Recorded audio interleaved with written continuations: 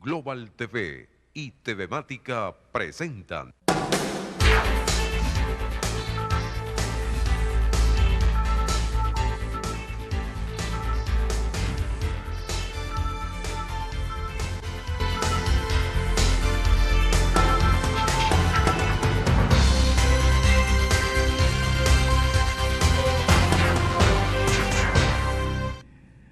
Amigos, ¿qué tal? Bienvenidos, ya listos para hacer un brevísimo comentario este día jueves. Bueno, el tiempo que transcurre rápido y en Venezuela, en lo que a política se refiere, hay una especie de juego perverso entre el gato y el ratón. Claro, el gato es monstruoso, es, no sé, un felino rapaz y capaz de cualquier cosa además. Las cosas en Venezuela muy complicadas porque no hay respeto por los temas institucionales. Ya hemos visto, la fiscal fue destituida, el marido que se atrevió a sumarse a una voz disidente está siendo también sometido a un proceso donde se le quiere llevar a la cárcel, ya fue allanada su casa. Bueno, en ese contexto el presidente Maduro se fue a Cuba, un viaje a Cuba, caramba, ese avión no menos de $40.000 cuesta, si no hay otros gastos extras, es el costo que tendría que ver con la movilización de ese avión a Cuba, $40.000. Usted multiplique 40.000, si es que es el caso, es muy probable que sea mucho más, por 15.000, creo que estaba por ahí el dólar.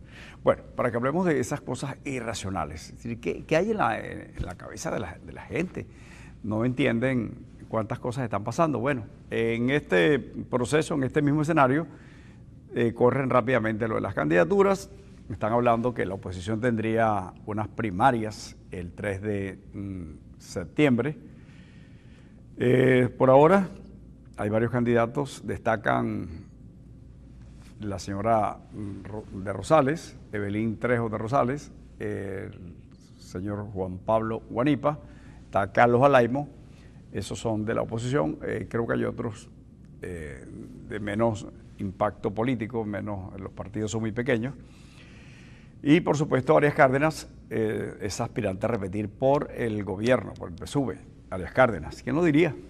Arias Cárdenas, que tuvo aquella confrontación con el presidente Chávez, que le dijo de todo, con las manos manchadas de sangre, etc.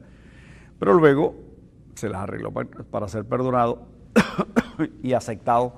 La ventaja que tenía Chávez, que era un jefe omnímodo, nada ni nadie se atrevía a contrariar los deseos del presidente Chávez. Y así, bueno, Arias ha sido bastante sinuoso y se ha metido, y hoy pues, es el gobernador, ya incluso pasado su periodo, ya está concluido legalmente, y aspira a repetir allí. Y bueno, y de repente gana. Las cosas no están muy claras en la oposición, así es el escenario. Bueno, a no ser por los temas económicos donde las cosas realmente están muy complicadas para el país, yo creo que lo social va a ir apretando aún más y ello genera un problema político para el gobierno.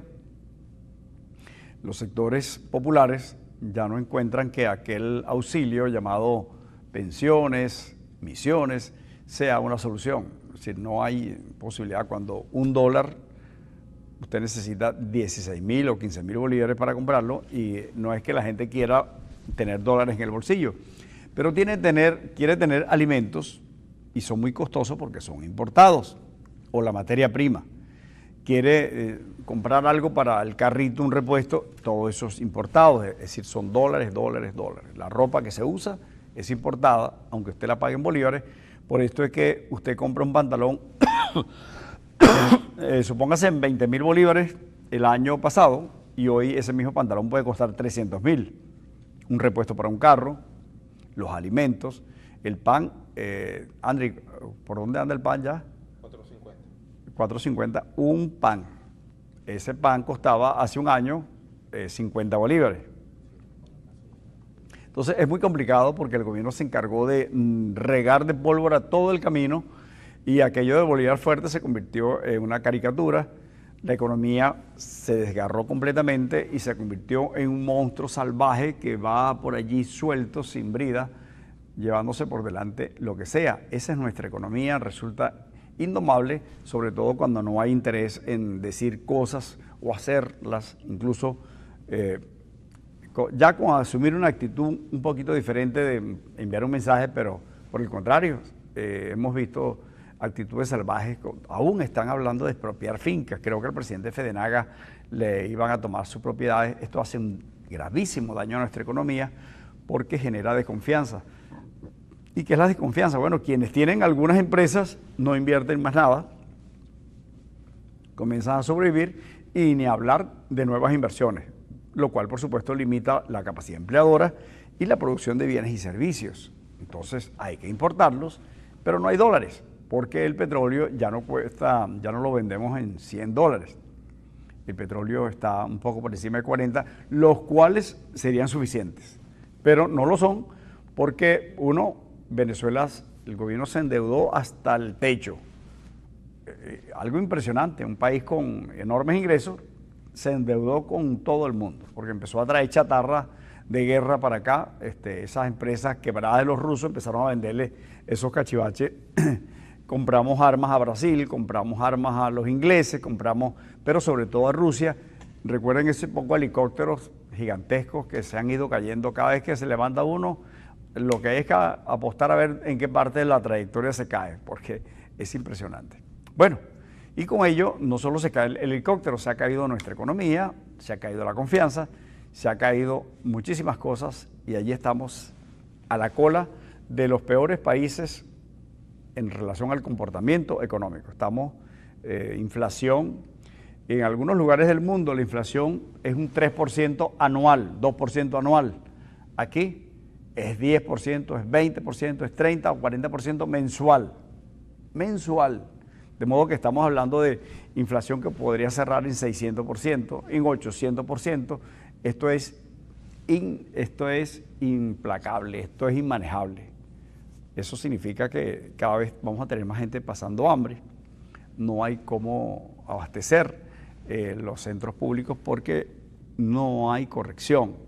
El gobierno tendría que enviar señales claras. Bueno, vamos a bajar ese poco de ministerio, vamos a reducir el déficit fiscal y vamos a invitar a algunos sectores así de bajo perfil. Están intentando que empresarios privados tomen las cementeras que cayeron en la rapacidad de un grupo de delincuentes que las arrasaron completamente. Y ustedes sabrán quiénes son. Lo mismo pasó con PDVSA, sacaron a la gente que era seria, que era trabajadora, a los técnicos, y eso quedó en manos de cualquiera, sálvese quien puede, y entonces manejo de 19.000 o 20.000 personas pasó a 120.000, ya ahora mal pagados porque el dinero se les fumó su capacidad adquisitiva, y entonces no están contentos, por supuesto, los que se fueron, no produce la empresa, es ineficiente, y los que están tampoco les alcanza. Así que todo es perder, perder, perder. Esa es la realidad. ¿Cómo hacer?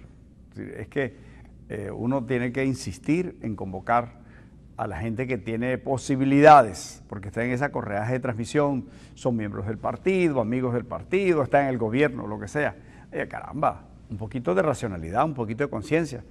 Yo veo y leo algunos amigos, algunos conocidos que son economistas, y uno no le cabe en la racionalidad sincera, honesta, que alguien que haya leído un poquito de la economía básica, pues esté a favor de estas atrocidades, de que se le inyecte más liquidez al mercado para aumentar la presión inflacionaria, de que no hayan controles en el uso de los recursos de la administración pública, en que se intervengan las empresas. Eso es absolutamente contrario a la naturaleza de la economía eficiente, de la economía sana. Entonces, uno dice, pero bueno, ¿y esos economistas dónde estudiaron? Es decir, ¿cuáles son los intereses que los orientan?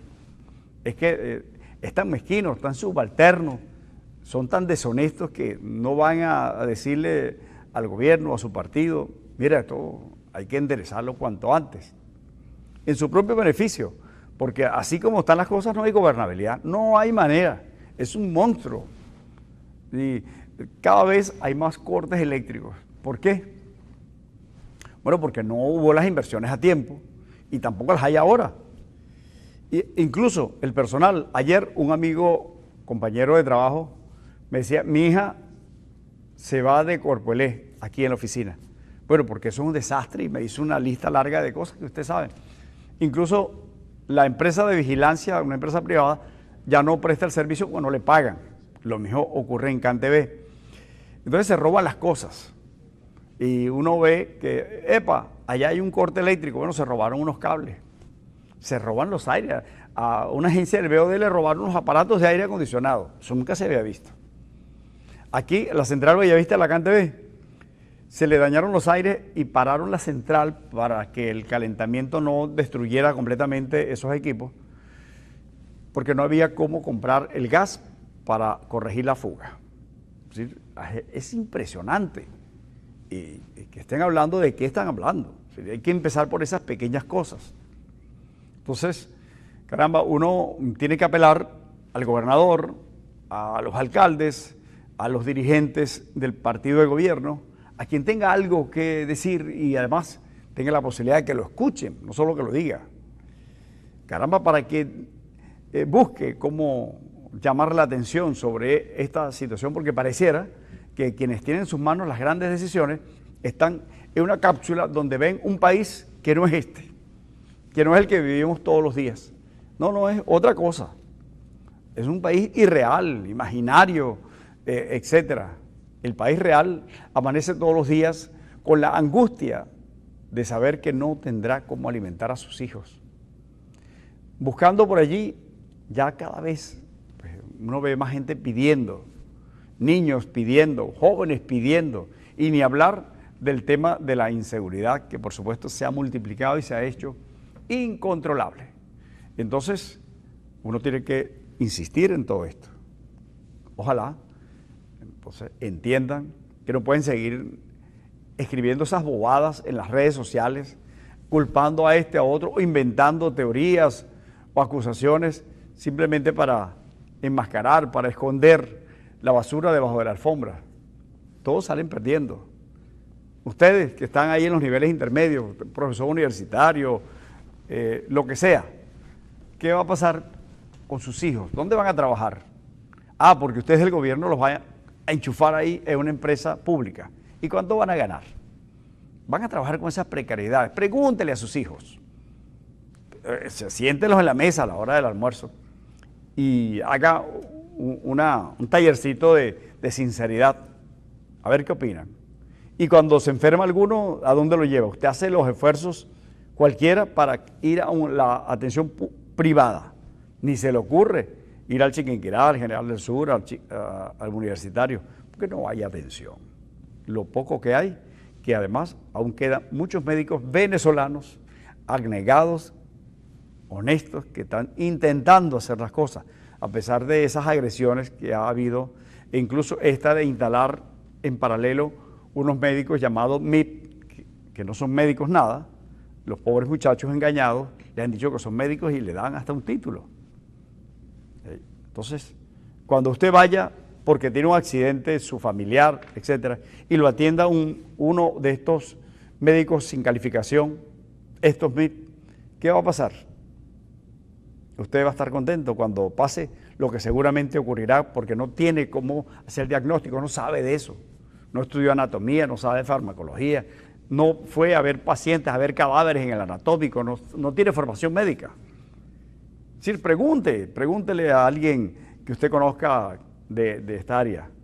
Es terrible, es una realidad inocultable, no pueden tapar el sol con un dedo. Entonces, y no queremos, además, no es que se vaya el gobierno, yo no lo estoy planteando, para mí que se quede para recibir el aguacero de esta realidad, pero que comiencen a hacer algunas cosas para ver si espían algunos de los terribles pecados que significa este flagelo a toda una sociedad. Mañana nos vemos. Chao.